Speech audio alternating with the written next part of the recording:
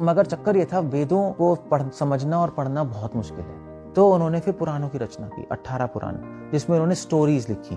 पुराणों का नाम पुराण इसलिए नहीं है क्योंकि वो पुराने हैं।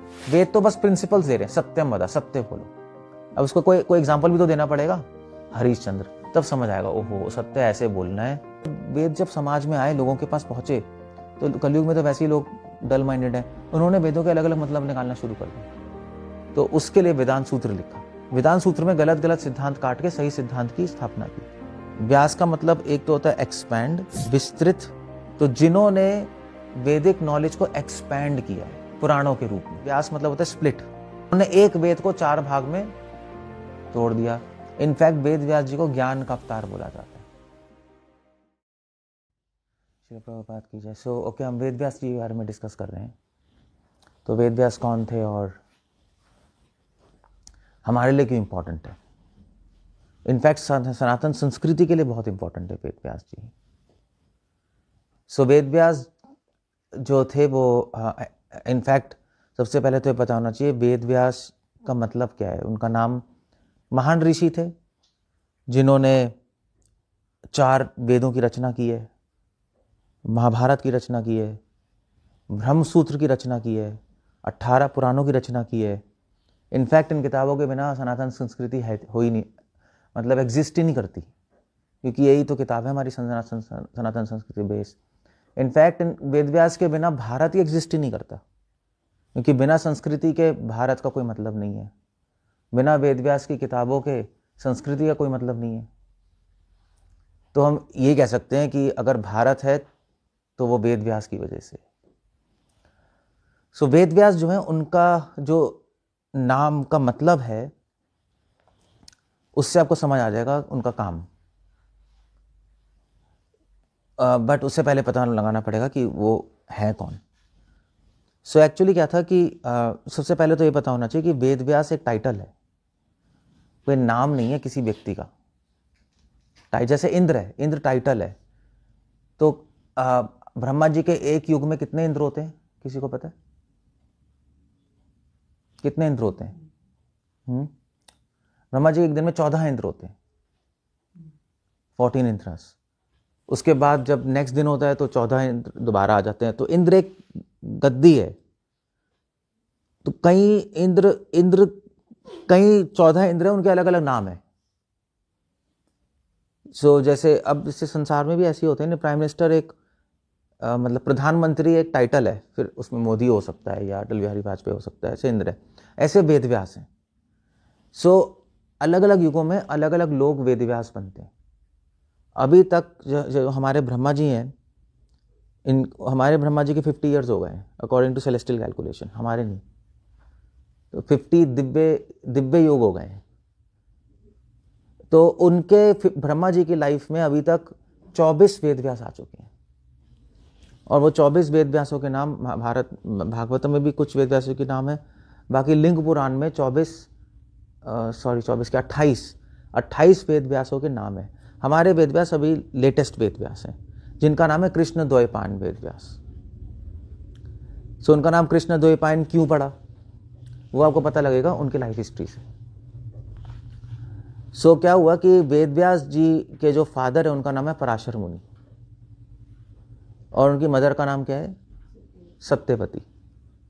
सो एक बार पराशर मुनि ने बहुत तपस्या की शिव जी की, और शिव जी ने पराशर मुनि ने कहा कि मुझे आशीर्वाद दीजिए। शिव जी ने कहा क्या? तो पराशर मुनि ने बोला कि मुझे एक पुत्र चाहिए जो कि भगवान विष्णु के इक्वल हो और जो संसार का कल्याण करे। तो शिव जी ने कहा कि भाई अब पुत्र भगवान के विष्णु के इक्वल पुत्र तो कुछ होता नहीं, या तो विष्णु ही खुद होंगे, भगवान के विष्णु के इक्वल तो कोई है ही नहीं। तो रिक्वेस्ट की अजीब से, भगवान विष्णु के इक्वल कोई पुत्र हो, तो इसलिए भगवान विष्णु ही आपके घर में, साक्षात भगवान विष्णु आपके घर में आपके पुत्र के रूप में जन्म लेंगे और इस संसार में ज्ञान को बांटेंगे। सो पराशर मुनि आए। पराशर मुनि ने ठीक है आशीर्वाद लेके वापस आ गए, और फिर एक बार जा रहे थे तो यमुना जी के किनारे पहुंचे। अब यमुना के किनारे पहुंचे तो वहां पे क्रॉस करने के लिए कोई पता ही नहीं कैसे क्रॉस करें, तो वहां पे एक बोट थी। और बोट चलाने वाली थी, क्योंकि उस दिन क्या हुआ, जो बोट चलाने वाला था वो somehow he was not there, तो उन्होंने अपनी बेटी को रख दिया था कि भी तुम अपना मेरा आज के दिन मेरी ड्यूटी कर लो, और उसका नाम क्या था, सत्यवती। तो पराशर मुनि ने कहा कि मुझे पार करा दो तुम। तो सत्यवती ने कहा ठीक है, कोई प्रॉब्लम नहीं है, मेरा काम ही है।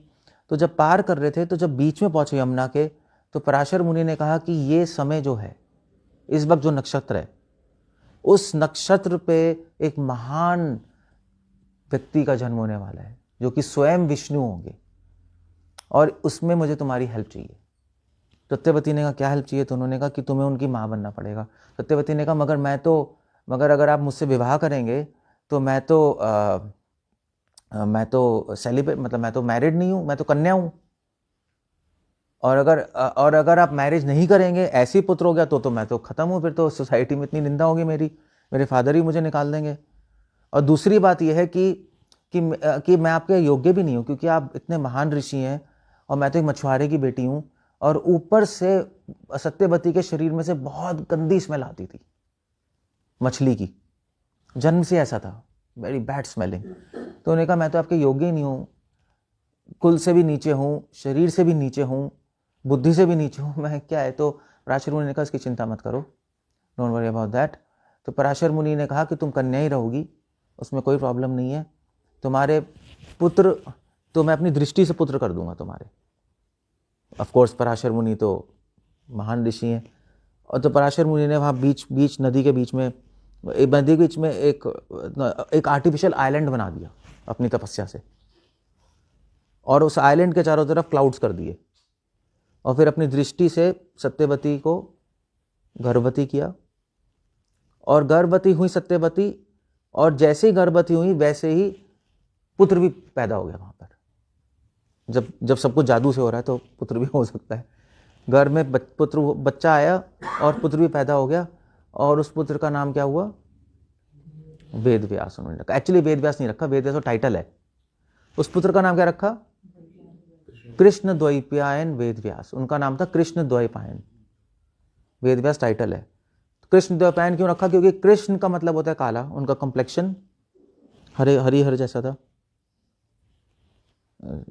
शायद इससे भी काला होगा मुझे नहीं पता, but he was Krishna, blackish.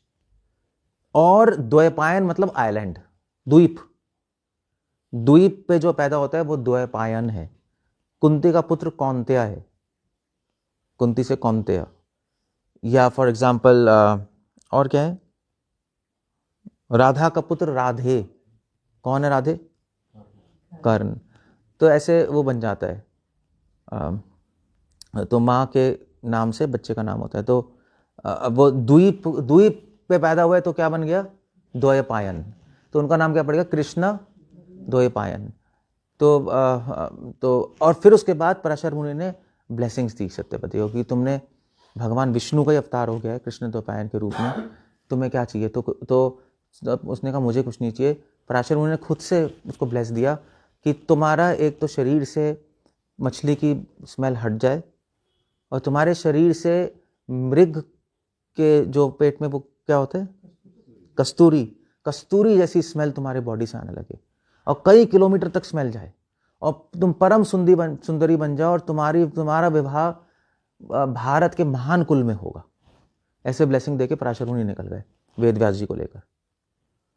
सो वेद व्यास जी तो मतलब पैदा होते ही बड़े भी हो गए, they were like some magical people, वो दोनों चले गए वहाँ से।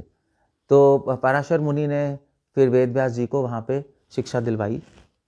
ऑफ कोर्स वेद व्यास जी को शिक्षा की जरूरत तो है नहीं, स्वयं विष्णु के अवतार हैं, बट एज अ लौकिक लीला के रूप में उन्होंने शिक्षा ली। तो बृहस्पति जी से, शिव जी से शिक्षा ली कई साल, और फिर उन्होंने अपना प्रोजेक्ट शुरू किया, जो भी करना था। तो वो कहाँ रहने लगे? जाके कहाँ रहे? बद्रीनाथ में। बद्रीनाथ में सरस्वती के तट पर, बद्रीनाथ से सरस्वती नदी निकलती, देखा है वहाँ पे? तो वहाँ पे गुफा में उन्होंने घर छोड़ दिया, उन्होंने कहा मैं तो वैरागी बन रहा हूँ। वहाँ जाके तपस्या करने लगे, और वहाँ जाके वो कंटेम्पलेट करने लगे किस तरह संसार को विद्या दी जाए। ये चक्कर ये था कि वेद व्यास जी ने अपनी समाधि में जाके देखा कलयुग के लोग बहुत ही बहुत ही डल होंगे, स्पिरिचुअली लेज़ी होंगे, इंटेलिजेंस नहीं होगी और हमेशा परेशान रहेंगे, अपने शरीर में घुसे रहेंगे। तो इनको नॉलेज देना बहुत, नॉलेज नहीं होगी तो सारा संसार खत्म हो जाएगा, संस्कृति खत्म हो जाएगी। नॉलेज देनी भी है तो कैसे देना है, वेद व्यास जी उसमें मेडिटेट करते थे, तो वो तो वहाँ पे हो गया। अब यहाँ पर जो सत्यवती है, सत्यवती जो है ऑफिशियली किसकी माँ हो गई, वेद व्यास जी की माँ हो गई।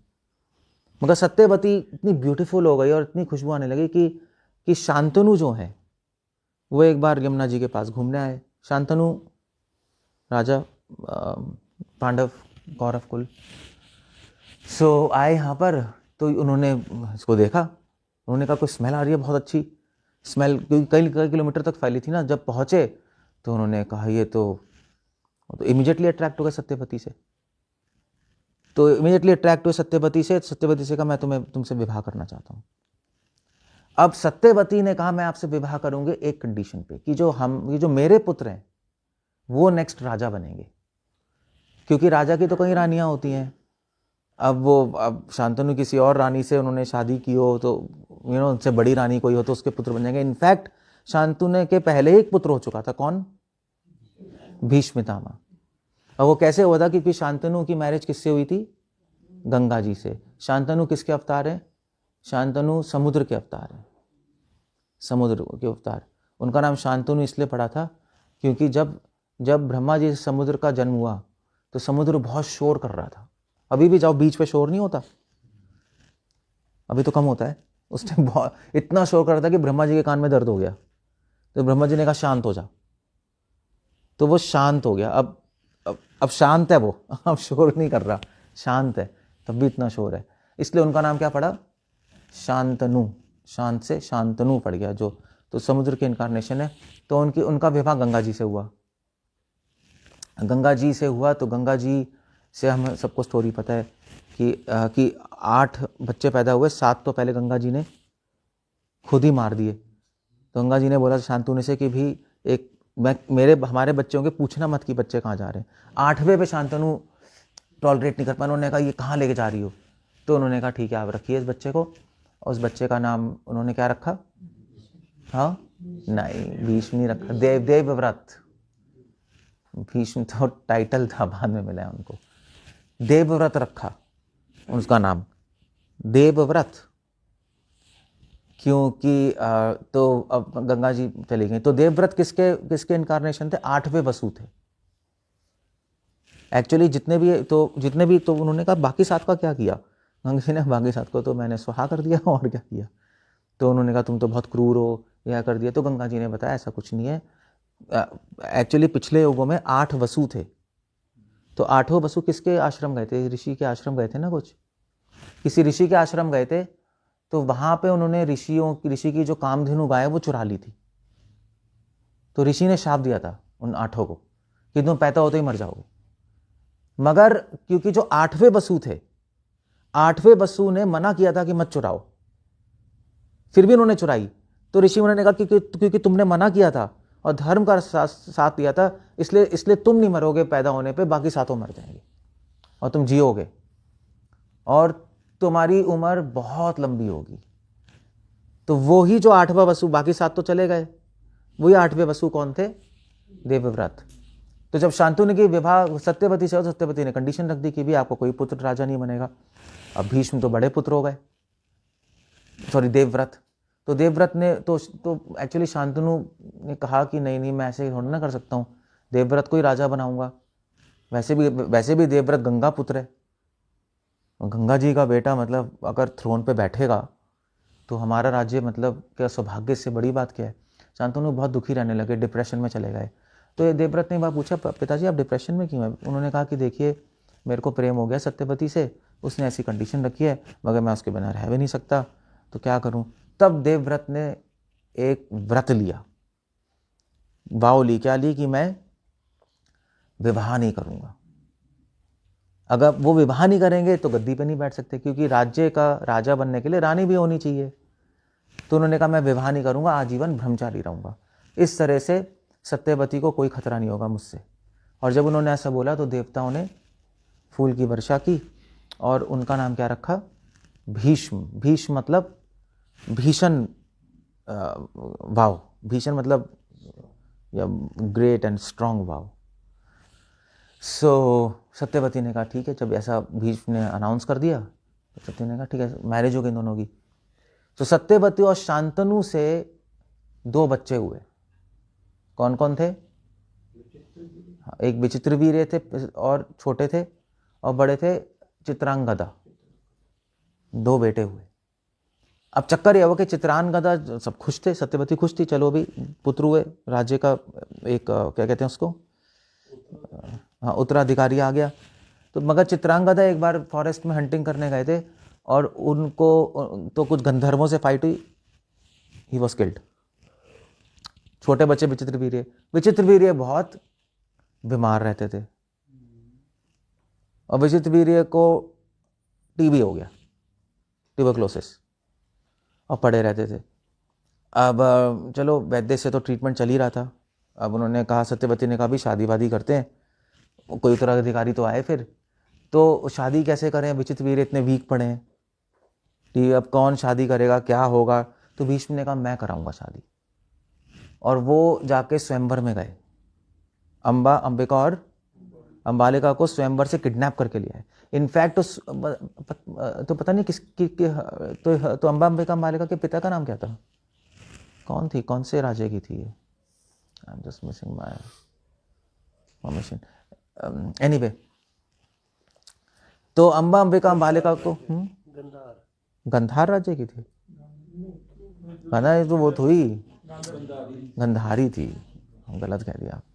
तो अंबिका अंबालिका का जो उनके पिताजी ने स्वयंवर किया था, वहां पे सब स्वयंवर में भीष्म पितामह आए, उन्होंने अकेले सबको हरा दिया और तीनों को किडनैप करके ले गए। तो जब किडनैप करके ले गए तो आपको पता ही है कि अंबिका और अंबालिका ने तो चलो विचित्रवीर्य से शादी कर ली। अंबा ने बोला कि मेरा अफेयर किससे चल रहा है? शाल्व से चल रहा है, और मुझे तो अच्छी नहीं लगता, आप मुझे फालतू में पकड़ के ले आए। तो उन्होंने कहा भैया मैं थोड़ा ना पकड़ के लाया हूँ, तुम्हारे पिता ने स्वयंवर किया था, लड़ना तो तुम्हें पिता से था, तुम्हें स्वयंवर में नहीं बैठना था। अब तुम स्वयंवर में बैठ गई तो फिर ये तो रूल है, अगर स्वयंवर से उठा के ले आए तो फिर तो तुम्हें विवाह करना पड़ेगा। तो मैंने कहा नहीं मैं नहीं मानती, मैं नहीं, मेरा तो प्रेम ही ऊपर है। जो भी तो विश्वनाथ ने कहा ठीक है मैं तुम्हें छोड़ देता हूँ शाल के पास। तो लेके गए शाल के पास। शाल ने कहा कि मैं कुत्ते का छीना हुआ वापस नहीं लेता, झूठा माल मैं वापस नहीं लेता। अब तो तुम ले गए स्वयंवर से, अब मैं वापस नहीं लूँगा क्योंकि मेरी थू होगी। सो अम्बा बीच में लटक गए। अम्बा ने कहा भैया, तो भीष्म ने कहा विचित्रवीर्य से शादी कर लो। अम्बा ने कहा मैं नहीं करूँगी, मैं तो तुझसे करूँगी क्योंकि अब गुस्सा आ गया उनको, भीष्म ने उनकी लाइफ बर्बाद कर दी। क्योंकि अम्बा को पता था विचित्रवीर्य को टीबी है, वीक है। तो अम्बा ने कहा भैया ये तो फिर अब ऐसे थोड़ा ना मैं शादी कर लूँगी, मैं नहीं करना चाहती, मैं तो तुमसे करूँगी। भीष्म पितामह ने मना कर दिया, उन्होंने कहा मैं नहीं कर सकता, गेट लॉस्ट। तो यहाँ पे विचित्रवीर्य की डेथ हो गई टीबी से, शादी होते ही ये डाइड। अब फिर से प्रॉब्लम सत्यवती ने अब फिर से उत्तराधिकारी नहीं, क्या करें?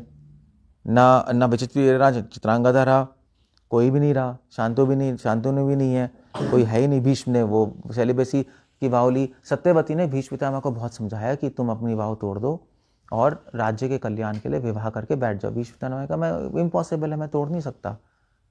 वो मैंने अपने पिताजी को मैंने पिताजी के लिए मैंने ये शपथ ली थी और मैं तोड़ूंगा नहीं। और पिताजी है नहीं, अगर पिताजी शांतनु होते तो फिर वो बोल देते तो मैं मान लेता, वो भी नहीं है तो मैं क्या करूं? तो इसलिए नहीं हो सकता। तब सत्यवतु ने किसको बुलाया? वेद व्यास जी को बुलाया, कृष्णद्वैपायन वेद व्यास। तो वो यहाँ पे पिक्चर में आए क्योंकि कृष्णद्वैपायन वेद व्यास का जब जन्म हुआ था और वो चले गए जन्म होते ही, तो सत्यवती बहुत दुखी थी कि बेटा तुम थोड़े टाइम रुक तो जाओ मेरे पास, ना मैंने वात्सल्य देखा, कुछ भी नहीं हुआ। तो वेदव्यास ने कहा कि कोई प्रॉब्लम नहीं है, जब भी आप मुझे याद करेंगी मैं आऊँगा। तो सत्यवती ने ध्यान में याद किया, वेदव्यास जी आ गए। तो जब आए तो सत्यवती ने कहा कि अब आप मेरी हेल्प कीजिए हमारे किंगडम बढ़ाने के लिए, अंबिका और अंबालिका से आप पुत्र उत्पन्न कीजिए। तो वेदव्यास ने कहा कैसी रिक्वेस्ट है? ये तो रिक्वेस्ट बिल्कुल बेकार है। पहली बात तो मैं जंगलों में रहता हूँ, मैं वैरागी हूँ और मैं तपस्या कर रहा हूँ संसार के कल्याण के लिए, और अब एक कुल के चलाने के लिए 2 पुत्र उत्पन्न करने की सोच रही हो, मतलब ये क्या एब्सर्ड बातें हैं। और वैसे भी वेदव्यास जी की मैरिज ऑलरेडी हो गई थी। किससे हुई थी? किसी को पता उनकी वाइफ का नाम क्या था? हाँ, कुछ लोग कहते हैं बटिका। बटिका, वो तेल नहीं आता था बटिका, सुने? तेल आता था बटिका, बटिका था। और कुछ लोग कहते हैं, तो कुछ पुराणों में उनकी वाइफ का नाम, तो उनकी वाइफ का नाम है पिंजल का। अब ऐसा भी होता है कि दो नाम हो एक स्त्री के। तो जो बटिका थी उससे वेदव्यास जी के एक पुत्र हुआ। क्या नाम था? सुखदेव गोस्वामी। सो एक्चुअली एक पुत्र हुआ सुखदेव गोस्वामी, और वो सुखदेव गोस्वामी जो थे वो जब पैदा हुए, वो 18 साल बाद पैदा हुए, सीधा 18 साल पेट में ही थे। तो सुखदेव गोस्वामी ने बोला कि भाई, अब व्यास ने बोला कि अब निकल क्यों नहीं रहा बाहर पेट से, तुम्हारी माँ को तो बहुत दर्द हो रहा है। तो उन्होंने कहा माया, इसलिए मैं नहीं आऊँगा बाहर, माया पकड़ लेगी। तो आप कृष्ण को बुलाओ, जब वो आशीर्वाद देंगे तब मैं बाहर आऊँगा। कृष्ण भगवान ने उन्होंने आशीर्वाद दिया, मैं तो माया नहीं फंसोगे। इमीडिएटली बॉर्न हुए, निकल गए वो। ये तो भागवतम शुरू यहाँ से होती है नहीं? सुखदेव गोस्वामी निकल गए। तो वेदव्यास जी ने आके बोला कि भी मैं एक तो मैरिड भी हूँ, और ऐसा काम, मतलब वेदव्यास जी ने माना नहीं, सत्यवती ने बहुत रिक्वेस्ट की, तो वेदव्यास ने फाइनली मान लिया। तो उन्होंने कहा ठीक है, तुम अपनी रानियों को भेजो, मैं रात को आऊँगा और सुबह चला जाऊँगा बस। तो सत्यवती ने सबसे पहले कौन थी, हाँ, अंबिका से रिक्वेस्ट की कि तुम जाओ। अंबिका गई, रात को बैठी हुई थी, वेदव्यास जी आए। अब वेदव्यास जी जो हैं उनका नाम क्या था? कृष्णद्वैपायन। कृष्ण मतलब काले। और उनकी जो अपीयरेंस थी बहुत खतरनाक थी, क्योंकि जंगल में रहते थे, बड़े बड़े बाल, पूरे काले, मिट्टी लगी हुई है, नाखून बड़े हुए हैं पूरे, इन्होंने नाखून भी नहीं काटे हैं, दाढ़ी बड़ी हुई है, स्मेल आ रही थी पूरी, क्योंकि जंगल में रहते हैं ना, जंगल में गंदी सी स्मेल आती है उनकी बॉडी से। तो जब गए तो ये अम्बा तो देख के डर गई, वो भी रात को, और उसने आंख बंद कर लिया। और फिर वेदव्यास जी ने जब फिर सत्यवती से कहा, देखो इसके पुत्र तो होगा, मगर कौन होगा? अंधा होगा। अब उनका नाम क्या था? धृतराष्ट्र। धृतराष्ट्र का नाम धृतराष्ट्र क्यों था? एक्चुअली महाभारत के सारे कैरेक्टर्स के नाम के ना कुछ मीनिंग है। से भीष्म का मतलब है कि उन्होंने भीषण वाव ली, भीषण प्रतिज्ञा ली। ऐसे ही विचित्र वीर्य का भी मतलब है, चित्रांगदा का मतलब है, और वो मैं बाद में बात करूंगा। बट धृतराष्ट्र का मतलब क्या है? धृतराष्ट्र का मतलब है, धृत मतलब पकड़ना, राष्ट्र मतलब राज्य, जो राज्य को की गद्दी को पकड़ के बैठ जाए। धृतराष्ट्र छोड़ना नहीं चाहता था, वो गद्दी लेके बैठ गया, जबकि धृतराष्ट्र आराम से युधिष्ठिर महाराज को गद्दी नेक्स्ट, वो कहते हैं भी मैं बूढ़ा हो गया हूँ, ब्लाइंड हो गया हूँ, कि तुम ले लो युधिष्ठिर। अपने बेटे को तो वैसे भी देना चाहते दुर्योधन को, पर दुर्योधन को देने के लिए ना देने के लिए बहुत सारे लोग खड़े हुए थे कि भी ये तो गंदा है। युधिष्ठिर महाराज को पास कर देते, उन्होंने कहा मैं नहीं करूँगा, पकड़ के बैठ गए धृतराष्ट्र। फिर सत्यवती ने कहा तो प्रॉब्लम हो गई, अंधा पुत्र है, वो कैसे किंग बनेगा? तो फिर दूसरी लाइफ को भेजा अंबालिका। अंबालिका के पास जब रात को वेदव्यास आए तो अंबालिका का शक्ल जो रंग पूरा उड़ गया, और इसलिए वेदव्यास ने अगले दिन सत्यवती से कहा कि इस पुत्र का नाम क्या पड़ेगा? पांडु। ये बिल्कुल, पांडु मतलब क्या होता है? वाइट। एक मेडिकल फील्ड में एक रोग होता है पांडु रोग। पांडु रोग में स्किन पूरी वाइट हो जाती है। आपने देखा कुछ लोगों का वाइट स्किन नहीं आती अपने आप, पूरा फुलवैरी कहते हैं, पूरी वाइट हो जाती है। तो उनको बचपन से फुलवैरी थी और बहुत कमज़ोर रहते थे। तो सत्यवती ने कहा ये भी प्रॉब्लम हो गई, अब ये भी नहीं बन सकता। तो उन्होंने फिर से अंबालिका से रिक्वेस्ट की, तुम आज रात को भी जाओ। तो अंबालिका ने कहा भैया मरना है। उन्होंने अपनी दासी को बोले तू चली जा। तो दासी, जब वेदव्यास जी आए, दासी डरी नहीं, और दासी ने अच्छे से उनकी सेवा की। वेदव्यास जी बहुत खुश हुए, और वेदव्यास जी ने उनको आशीर्वाद दिया कि तुम्हारा पुत्र बहुत महान आत्मा होगा। और उसके कौन पैदा हुआ? विदुर। सो वेदव्यास जी ने फिर चले गए, उन्होंने कहा ठीक है अब मेरा काम हो गया, मैं जा रहा हूँ। मगर वेदव्यास जी ने सत्यवती से बोला कि सत्यवती, एक समय आएगा जब तुम ना जी पाओगी ना मर पाओगी, उस टाइम मुझे ज़रूर याद कर लेना। उसको समझ नहीं आया सत्यवती को क्या कह रहे हैं। समझने का ठीक है, हमारा तो चलो हो गया जो भी है, कुछ ना कोई ना कोई उत्तर अधिकारी हुआ, चलो जैसा भी है कुछ तो है, ऑप्शन तो आ गई, तो चले गए। वेद व्यास जी अपने वहाँ बद्रीनाथ में तपस्या करने चले गए और वहाँ पे वेद व्यास जी ने तपस्या शुरू की और ये प्रोजेक्ट शुरू किया नॉलेज एक्यूमुलेट करने का, नॉलेज बांटने का। वो चिंतन करने लगे समाधि में कैसे इस मानव समाज को ज्ञान दिया जाए। और बाय द वे जब धृतराष्ट्र जब गद्दी पे बैठ गए, नहीं धृतराष्ट्र पे फाइनली गद्दी पे बैठे ना, तो पांडु की तो डेथ हो गई थी, पता है ना सबको। कुंती, माद्री, तो वो उनको शाप लग गया था, वो किंगडम छोड़ के चले गए, धृतराष्ट्र गद्दी पे बैठ गए। तो वेद व्यास जी फिर बीच में वापस लेने आए थे। वेद व्यास जी ने कहा सत्यवती से, आप चलिए मेरे साथ, क्योंकि अब जो होने वाला है स्कूल में आप देख नहीं पाओगे कि पांडव होंगे, दुर्योधन होंगे, लड़ाई करेंगे, द्रौपदी का चीरहरण।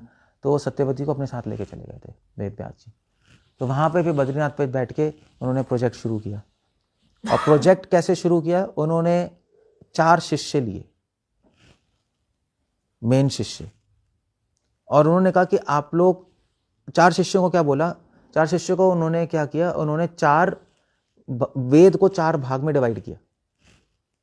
एक ही वेद था पहले, उसका नाम क्या था, एक वेद का नाम क्या था, अथर्ववेद, और उसको डिवाइड किया 4 भाग में, ऋक, साम, यजुर और अथर्व। जो बचा था वो अथर्व ही रहा।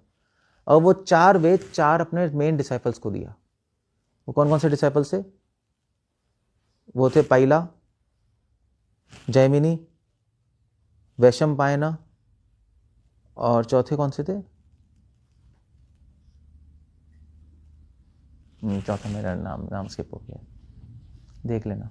तो 4 मेन डिसाइपल्स को ये 4 वेद दिए, और फिर उसके बाद इनको बोला कि आप लोग ये वेदों की जो, क्योंकि 4 में डिवाइड किया क्योंकि सिंप्लीफाई करने के लिए, एक वेद समझ नहीं आता ना, तो अलग अलग वेदों के अलग अलग सब्जेक्ट अलग अलग वेदों में दे दिए। तो ऋग्वेद में उन्होंने फिजिक्स डाल दी, यूनिवर्सल फिजिक्स, यूनिवर्सल कॉस्मोलॉजी। और यजुर्वेद में उन्होंने यज्ञ, मंदिर, पूजा, इसके बारे में चर्चा की। और फिर सामवेद में उन्होंने भगवान की स्तुतियाँ लिखी सूक्तों के रूप में। और अथर्ववेद में उन्होंने समाज को चलाने के लिए सिविल इंजीनियरिंग, और फिर Dhanurveda, military protection, Ayurveda, medical system, और फिर उसके और क्या था, गंधर्ववेद, एंटरटेनमेंट, ये सारा उसमें दे दिया। चलो अभी समाज चलाने के लिए तो 4 वेद समाज को चलाने के लिए, कंप्लीट बनाने के लिए इंपॉर्टेंट है। उन्होंने अलग अलग डिसाइपल्स को दे दी कि आप अपने अपने अपने डिसाइपल्स को ये पढ़ाइएगा और इसको आगे बढ़ाइएगा। क्योंकि और उसमें इंटेलिजेंस भी थी, क्योंकि अगर एक ही वेद होता और एक वेद खो जाएगा तो सब खत्म हो जाएगा। 4 वेद होंगे तो हो सकता है कुछ पोर्शन बचा रहे, कुछ पोर्शन खत्म हो गया तो समथिंग विल बी देयर। फिर मगर चक्कर ये था, वेदों को समझना और पढ़ना बहुत मुश्किल है, वेदों की संस्कृति बहुत अलग है। तो वेद व्यास ने सोचा अब क्या किया जाए, क्योंकि कलियुग के लोगों में तो इतनी इंटेलिजेंस भी नहीं होगी कि वो वेद पढ़ पाएंगे, संस्कृत भी नहीं आती होगी और इतनी डेप्थ भी नहीं है। तो उन्होंने फिर पुराणों की रचना की, 18 पुराण, जिसमें उन्होंने स्टोरीज लिखी और स्टोरीज के माध्यम से लोगों को वेदों का मैसेज देने की कोशिश की। इसलिए पुराणों को क्या बोलते हैं, पुराणों का नाम पुराण इसलिए नहीं है क्योंकि वो पुराने हैं, इसलिए क्योंकि वो वेदों का मैसेज को पूरा करते हैं। पुराण, बिना पुराण क्या वेद नहीं समझ सकते, क्योंकि वेद कहेंगे, वेद तो बस प्रिंसिपल्स दे रहे हैं, सत्यम वदा, सत्य बोलो। अब उसको कोई एग्जांपल भी तो देना पड़ेगा, तो उसका एग्जांपल कौन सा है, हरिश्चंद्र। तब समझ आएगा, ओहो सत्य ऐसे बोलना है, किस लिमिट तक बोलना है, वो हरिश्चंद्र से समझ आएगा। तो ऐसे करके जैसे वेद कहते हैं, वेद कहेंगे दया करो, तो दया के एग्जाम्पल्स भी तो चाहिए कुछ, तो फिर पुराणों में एग्जाम्पल्स दिए, रांति देव और भी बहुत सारे दयावान पुरुष हुए हैं, सबके एग्जाम्पल्स दिए। तो इसलिए पुराण, उन्होंने 18 पुराण लिखे जिसको पढ़ने से हम लोग सब कुछ समझ सकते हैं।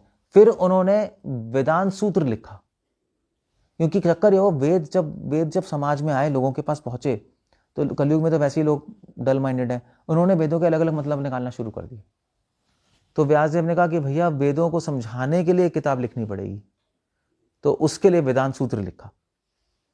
वेदांत सूत्र में गलत गलत सिद्धांत काट के सही सिद्धांत की स्थापना की कि वेद ये बताना चाहते हैं। और फिर उन्होंने महाभारत लिखी। तो वेदव्यास ने कहा पुराण भी लोग नहीं समझ पाएंगे, 18 पुराण कौन पढ़ेगा बताओ, 18 पुराण की लिस्ट भी क्या होगी। तो एक किताब से सिंपल महाभारत लिखी। और उन्होंने लिखा जो महाभारत पढ़ेगा एंड में वो जरूरी नहीं कि भक्त बन जाए, मगर इंसान जरूर बन जाएगा, कि महाभारत आपको धर्म सिखा देगी। और फिर भी वेदव्यास जी खुश नहीं थे, तो उन्होंने भागवत की रचना की। भागवत में उन्होंने भगवान की भक्ति के बारे में चर्चा की। सो इतनी सारी किताबें वेदव्यास जी ने रचना की और ये अलग अलग अपने डिसाइपल्स को बांट दिया। तो 4 वेद तो 4 ऋषियों को दिए। कौन कौन से थे 4 ऋषि? पहला जैमिनी, वैशंपायन और सुमंतु, 4 ऋषियों को दिए। 18 पुराण का जो ब्रांच है, जो क्या कहते हैं, 18 पुराण की जो रिस्पॉन्सिबिलिटी है वो किसको दी थी? रोमहर्षण को दी। उनको सिखाया कि आप ये प्रोपोगेट कीजिए। तो इस तरह से उन्होंने अलग अलग सेक्शंस बांट दिए, अलग अलग उन्होंने एचओडीज बना। एचओडी हो गए ना, वेदों के एचओडीज अलग हो गए, पुराणों के एचओडी अलग हो गए, वेदव्यास जी प्रिंसिपल हो गए। इनफैक्ट वेदव्यास का मतलब अब आपको समझ आएगा।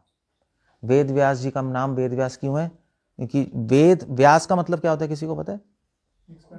व्यास का मतलब एक तो होता है एक्सपैंड, विस्तृत, दूसरा मतलब होता है डिवाइड, व्यास। तो जिन्होंने वैदिक नॉलेज को एक्सपैंड किया है, कैसे एक्सपैंड किया है? पुराणों के रूप में, भागवत के रूप में, महाभारत के रूप में। वही वैदिक नॉलेज जो कि बहुत मुश्किल थी, उसको आसान शब्दों में उन्होंने पुराण और ब्रह्मसूत्र और महाभारत के रूप में लिख दिया। तो इसलिए आपको वेद पढ़ने की जरूरत नहीं है। अगर आप ये पुराण पढ़ लोगे, भागवत पढ़ लोगे, वेदांत सूत्र पढ़ लोगे, तो फिर आपको वो पता लग जाएगा जो वेदों में, डजंट मैटर। इसलिए वेद व्यास कहते हैं। वेद व्यास इसलिए भी कहते हैं क्योंकि व्यास मतलब होता है स्प्लिट, तोड़ना। तो उन्होंने एक वेद को 4 भाग में तोड़ दिया, इसलिए उनका नाम वेद व्यास है। इनफैक्ट वेद व्यास जी को ज्ञान का अवतार बोला जाता है, क्योंकि इतनी सारी नॉलेज एक व्यक्ति को नहीं हो सकती। और वो क्यों थी? क्योंकि वो स्वयं किसके अवतार हैं? विष्णु के। तो इनफैक्ट वेद व्यास जी विष्णु के अवतार हैं, बट फिर भी उनको हेल्प चाहिए थी लिखने के लिए। तो जब वेद व्यास जी महाभारत लिख रहे थे, तो वेद व्यास जी ने कहा महाभारत इतनी इंपॉर्टेंट बुक है, सारे वेद एक तरफ, महाभारत एक तरफ। तो उन्होंने कहा महाभारत इतनी इंपॉर्टेंट बुक है कि उसके लिखने में कोई विघ्न नहीं आना चाहिए। महाभारत वेदव्यास जी की सबसे बेस्ट क्रिएशन है after Shrimad Bhagavatam. 2 creation best हैं। तो उन्होंने कहा क्या करें? तो वेदव्यास जी ने को ब्रह्मा जी ने कहा कि आप गणेश जी की हेल्प लीजिए, क्योंकि वेदव्यास जी ने कहा कि महाभारत जो वेद है ना, वेद तो पहले से ही आ रहे थे, वेदव्यास ने बनाए नहीं है कोई, वेद नित्य हैं।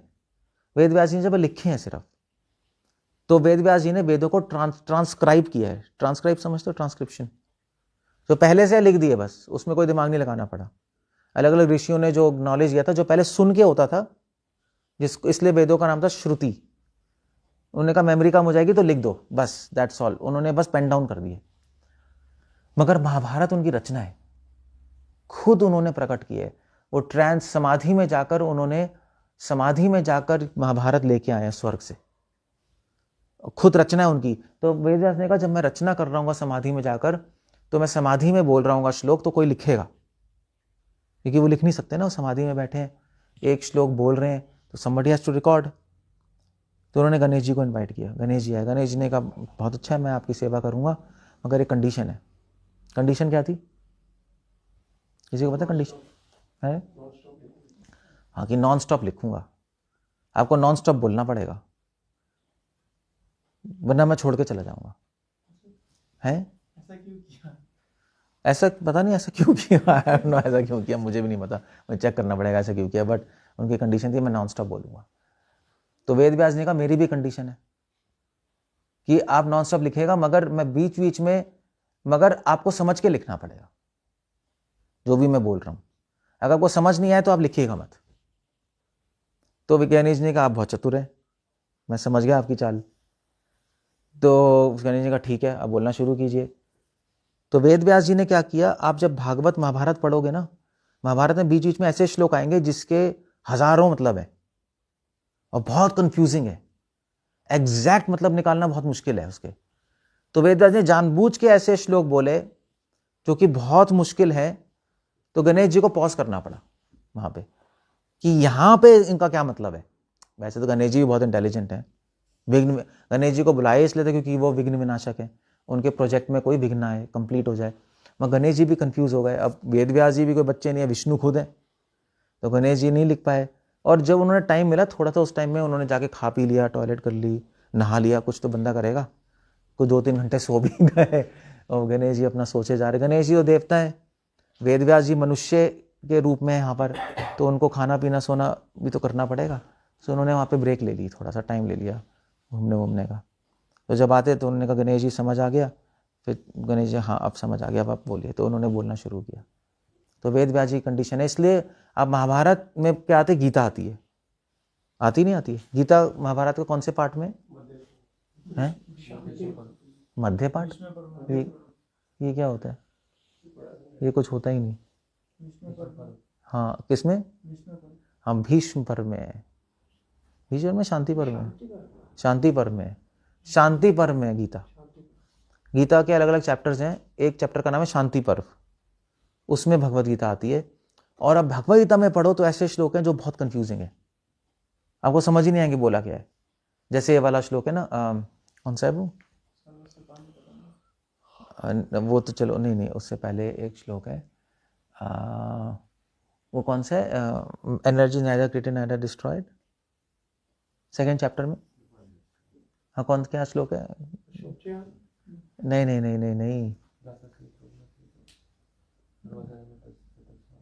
नहीं, वो भी नहीं है, वो तो आत्मा के लिए। आई जस्ट फॉरगॉट है, आई जस्ट फॉरगॉट। नहीं बताना जरा श्लोक, बहुत डिफिकल्ट श्लोक है, आप ऐसे नहीं समझ सकते उसको, पता ही नहीं लगेगा आपको क्या मीनिंग है। ऐसे गीता में बीच में बहुत मुश्किल श्लोक है जो आप बिना गुरु के समझ ही नहीं सकते। जब गणेश जी को नहीं समझ आया हमें क्या आएगा, उसके लिए आपको कॉन्टेक्स्ट पता होना चाहिए, अदरवाइज गीता के उटपटांग मतलब निकलेंगे। बताना जरा देखकर। सो एनीवे, पता नहीं क्या मेरे दिमाग को हो गया, मैं भूल गया। हाँ ये वाला कौन सा श्लोक है? 216 बहुत मुश्किल श्लोक है। टू सेकेंड चैप्टर 16 वर्स के, ना सतो विद्यते भावो न अभावो विद्यते सता। उसके बाद हाँ फिर क्या, उभयोरपि, क्या हो गया भाई, आप श्लोक नहीं पढ़ सकते क्या? उभयोरपि दृष्टवन्तस्तु अन्योस्तत्त्वदर्शिभिः, वेरी डिफिकल्ट। ना सतो विद्यते भावो न भावो विद्यते सतः। मतलब क्या है, गणेश जी सोच रहे हैं भैया, ना सतो भावो न अभावो सतः उभयोरपि दृष्टवन्तस्तु तत्त्वदर्शिभिः, सोचने बैठ गए। तो इसलिए गीता में, गीता ये इन श्लोकों को जो बहुत मुश्किल है ना, गीता के श्लोकों को, इनको बोलते हैं फोकल पॉइंट्स। फोकल पॉइंट समझते हो? मतलब इसको इनको पता होगा फोकल पॉइंट क्या होता है मैथ्स में। मतलब फोकल पॉइंट होते हैं वो जो जिन पॉइंट से आप कहीं भी जा सकते हो, फोकल पॉइंट्स होते हैं। केओस थ्योरी में भी होते हैं फोकल पॉइंट्स, आप कहीं भी जा सकते हो। तो ऐसे श्लोक है जिससे अगर आपने सही से नहीं समझा कहीं और मीनिंग चला जाएगा। तो गणेश जी कंफ्यूज, इसलिए महाभारत में कई श्लोक आते हैं बहुत मुश्किल है, तो वो जानबूझ के लिखे हैं, वेद व्यास जी ने जानबूझ के डाले हुए हैं वहाँ, उसका और भी पर्पस है। तो एनीवे महाभारत कंप्लीट हुई वेद व्यास जी की। और महाभारत और तो महाभारत वेद व्यास जी ने का डिपार्टमेंट किसको दिया? किसको दिया था? जन्मजय। तो जन्मजय ऋषि हैं, उनको दिया, जन्मजय को वो उनको दे दिया। तो 4 ऋषि हो गए नहीं, पहला वैशंपायन, जैमिनी और सुमंतु। पुराण किसको दिए? रोमहर्षण। महाभारत किसको दी? जन्मजय। और भागवतम जब उन्होंने लिखी तो भागवतम किसको दी? सुखदेव गोस्वामी को। तो सारा डिपार्टमेंट बांट दिया। तो लोग, उन्होंने कहा अब आप प्रीचिंग करो। वेद व्यास जी ने नॉलेज इस संसार में डिस्ट्रीब्यूट कर दी, इसलिए उनका नाम क्या पड़ा? वेद व्यास। व्यास का मतलब होता है विस्तार करना भी। व्यास का मतलब, व्यास से ही शब्द आता है व से आता है विश्व और व से आता है विश्वविद्यालय, सुना है? तो व्यास का मतलब विस्तार किया और उन्होंने पूरे संसार में प्रीचिंग की। व्यास का मतलब एक भी होता है प्रचार करना, तो वेद व्यास सबसे पहले प्रचारक थे, सबसे पहले प्रीचर सनातन संस्कृति के वेद व्यास हैं। तो इसलिए आप देखिए तो हमारे ट्रेडिशन में गुरु पूर्णिमा आती नहीं आती? गुरु पूर्णिमा क्या है? व्यासदेव की बर्थडे है वो। व्यासदेव जी की बर्थडे सेलिब्रेट करते हैं गुरु पूर्णिमा पे। इनफैक्ट जो भी हमारे गुरु होते हैं उनकी भी पूजा होती है गुरु पूर्णिमा पे, क्योंकि वो व्यासदेव जी के रिप्रेजेंटेटिव हैं, क्योंकि वो वही नॉलेज दे रहे हैं जो, या they are suppose to give वही नॉलेज जो कि व्यासदेव ने दी है। तो इस तरह से व्यासदेव जी अभी भी हैं, व्यासदेव जी भी चिरंजीवी हैं, अभी भी हैं व्यासदेव जी। बद्रीनाथ में हैं, आप जाके मिल भी सकते हैं मगर ऐसे तो मिलेंगे नहीं आप।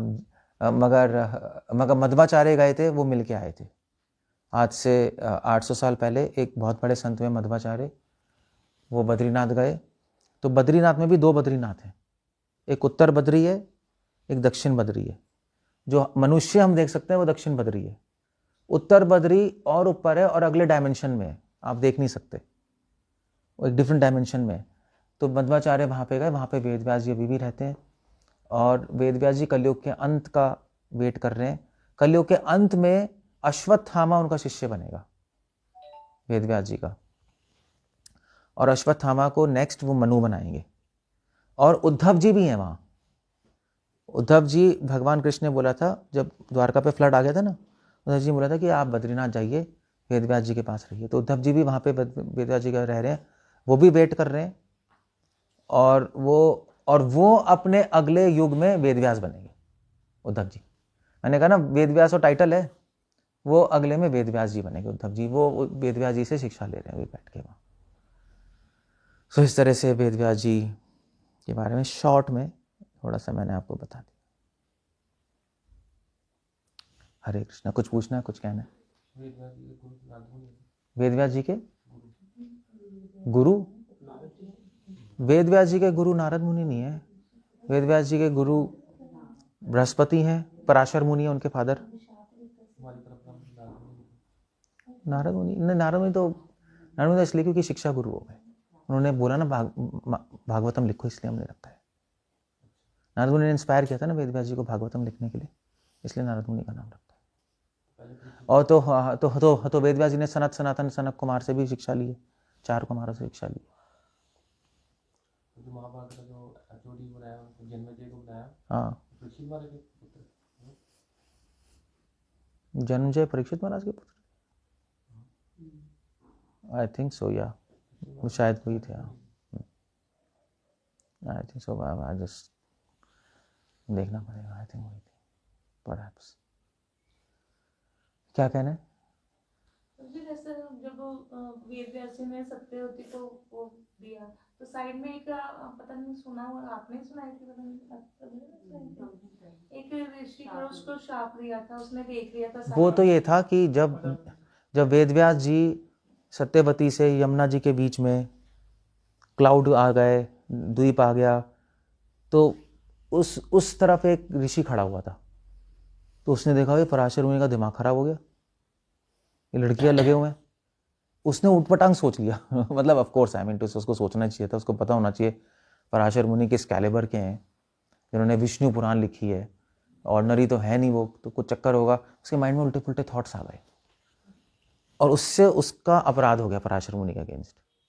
और उस अपराध की वजह से वो दोबारा पैदा हुआ एक ब्राह्मण फैमिली में, उसका नाम पड़ा अजामिल। अजामिल की कथा सुनिए, वो अजामिल ही था वो, और बहुत पायस था बचपन से, तो क्योंकि ऋषि है पिछले जन्म में, मगर क्योंकि उसने अपराध किया था, पराशर मुनि के बारे में ऐसा सोचा था, इसलिए उसको सेम सीन दोबारा देखना पड़ा। उसके पापा ने कहा जंगल में लकड़ी लाओ, गया तो वहाँ पे उसने एक वैश्या को देखा, एक आदमी के साथ, मतलब just he was just they were enjoying.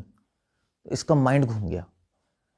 अब मजे की बात है कि माइंड घूमा, इतना बड़ा ब्राह्मण है, मैंने बताया था कथा में, ऐसे देख के किसका माइंड घूमता है? हम तो 1000 देख चुके हैं इंटरनेट पे, तो ठीक है माइंड घूमता है, मगर ऐसा थोड़ी ना कि वो लड़की को ढूंढ ढांड के अपने घर में ले आते हैं, पत्नी को निकाल देते हैं, ऐसा तो कोई नहीं करता। मगर उसने, वो पागल हो गया, वो वैश्या को ले आया, अपनी वाइफ को निकाल दिया, रहने लगा व्हाटएवर। वो क्यों हुआ? क्योंकि जब अपराध होता है पिछले लाइफ का, इस तो अपराध क्या करता है, आपके माइंड को ढक देगा, आप कुछ नहीं कर सकते उसमें। से जीवा गोस्वामी कह रहे हैं कि अगर आपके पिछले जन्म का कोई बहुत भयंकर, स्पेशली वैष्णव अपराध, वो भी पराशर मुनि के अगेंस्ट, तो आप बच नहीं सकते, वो आपको गिरना ही पड़ेगा, आपको सफ़र करना ही पड़ेगा। उसका दिमागी, वो उसको सेंसेस लॉस्ट हो गया उसकी, और वो फंस गया। तो ये स्टोरी कोट करते हैं वैष्णव अपराध की इंपॉर्टेंस बताने के लिए।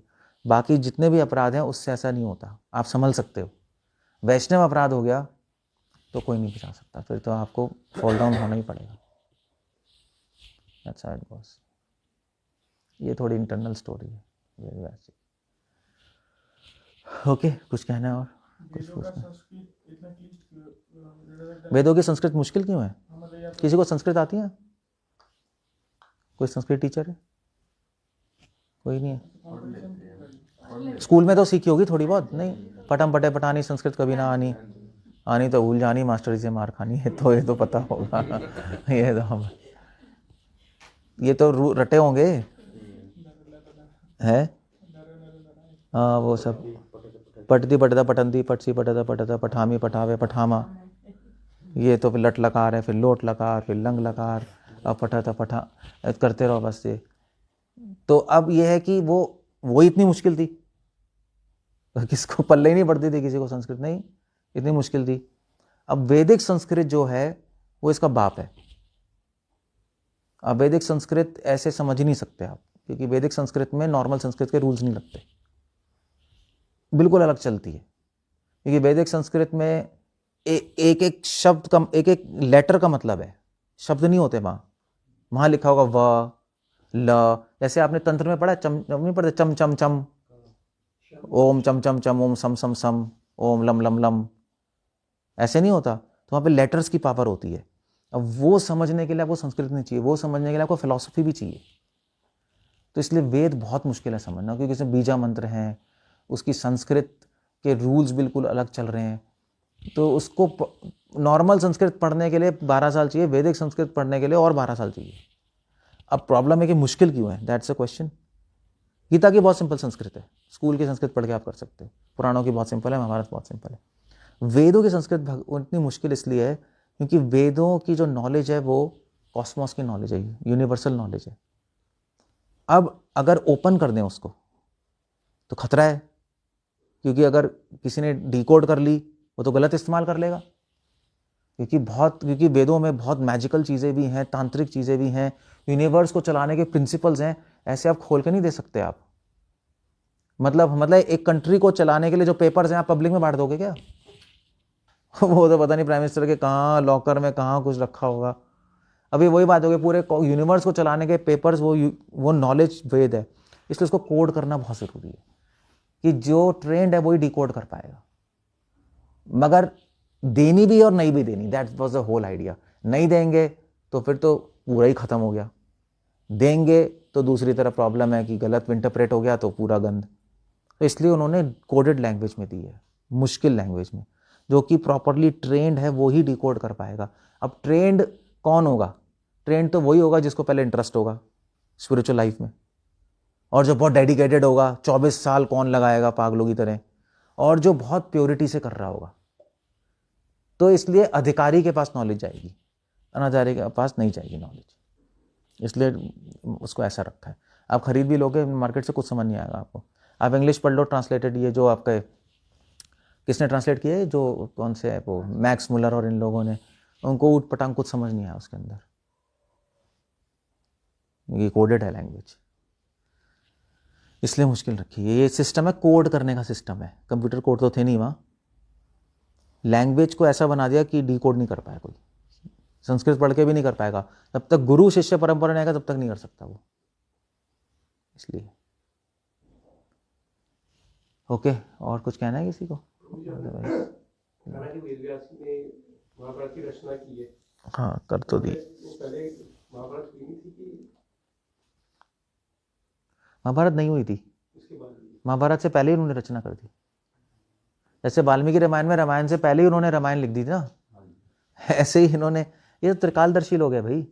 इनफैक्ट क्या हुआ, मजे की बात, वेदांत से पहले लिखी है।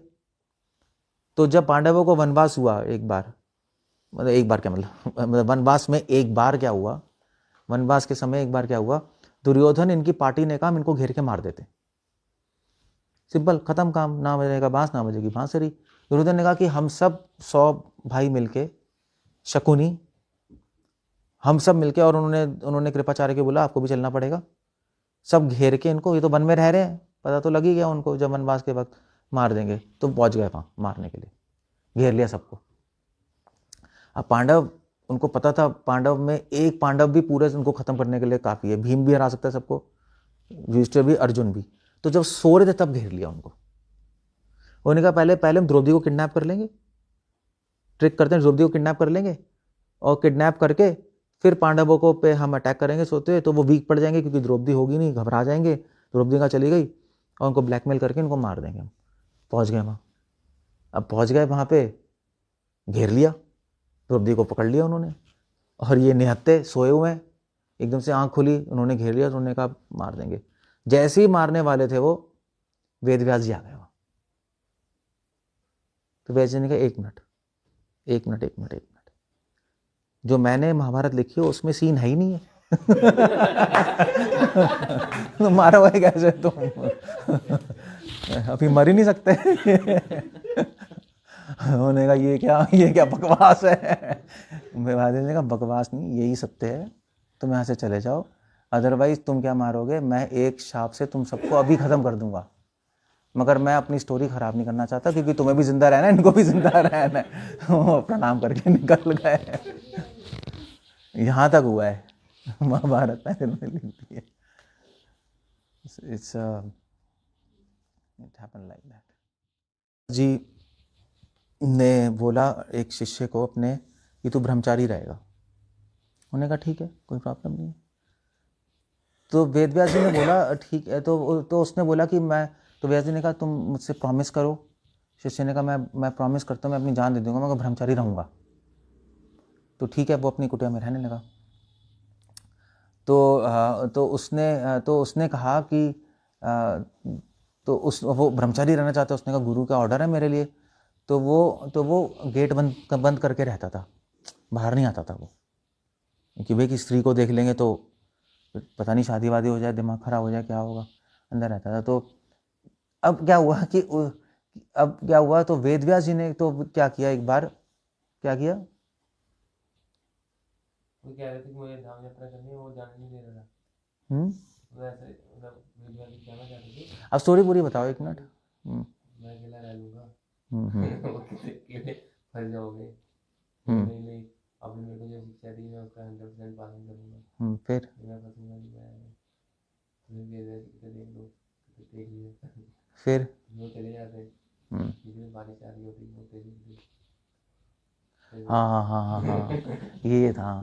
हाँ, तो वेदव्यास ने कहा मेरे साथ चलो, तुम अभी कच्चे हो। उन्होंने कहा नहीं मैं पक्का हूँ, मैं देख लूँगा, मैं शादी वादी नहीं करूँगा। तो रुक गया। तो फिर वेदव्यास जी चले गए। तो एक दिन बारिश आ रही थी, तो रात को एक बहुत सुंदर लड़की आई वहाँ।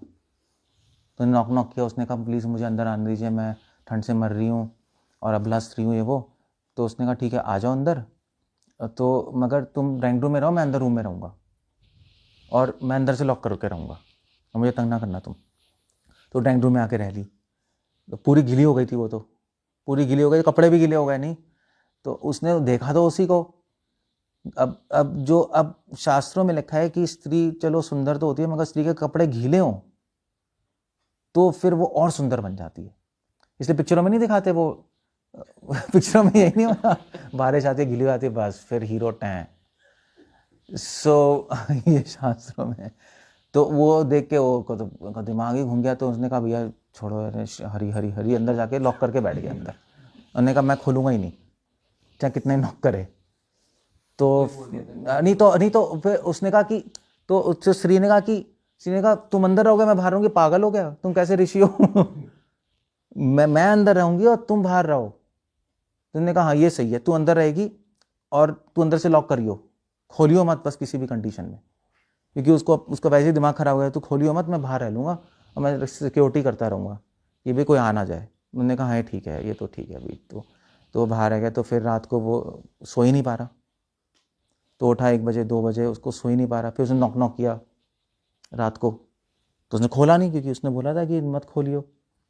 तो आधा घंटा करता रहा, खोला ही नहीं, खोला नहीं। उसने बोला खोल भाई खोल, क्या है, मैं खोल ही नहीं रही। तो उसने कहा कि बस अब मैं नहीं कंट्रोल कर सकता। तो वो ऊपर क्या छत के, अब वो तो भूस की छत होती है ना, वो भूस भूस हटाया और सीधा उसके रूम के अंदर। तो उसने कहा बस अब अभी मैं तुझसे शादी करना आता हूँ, आउट ऑफ कंट्रोल हूँ मैं। तो एकदम से उसने कहा नहीं नहीं आप ऐसा नहीं कर सकते, आप ऋषि मुनि हो, ये वो। तो फिर उसने उसको आलिंगन किया। ऐसे आलिंगन किया तो वो लड़की क्या बन गई, वेद व्यास जी बन गई। उन्होंने कहा गुरु महाराज आप क्या कर रहे हो यहाँ पर। व्यास ने कहा देखा, मैंने कहा था ना कि जब तक तुम कच्चे हो तो तुम्हें अपने गुरु या सीनियर डिवोटी का रहना पड़ेगा, अदरवाइज ये चीज़ें कंट्रोल करना आसान नहीं है। इस चीज़ का अहंकार नहीं होना चाहिए कि मैंने अपने आप को कंट्रोल कर लिया। जब तक अहंकार में रहोगे तब तक तुम कंट्रोल नहीं कर सकते। ये शिक्षा देने के लिए स्टोरी थी पूरी वेद व्यास जी की। ये भी है ये पुराणों में ही है, ये ऐसे गलत नहीं है स्टोरी, पुराणों में ही है story. Okay, so we land up there.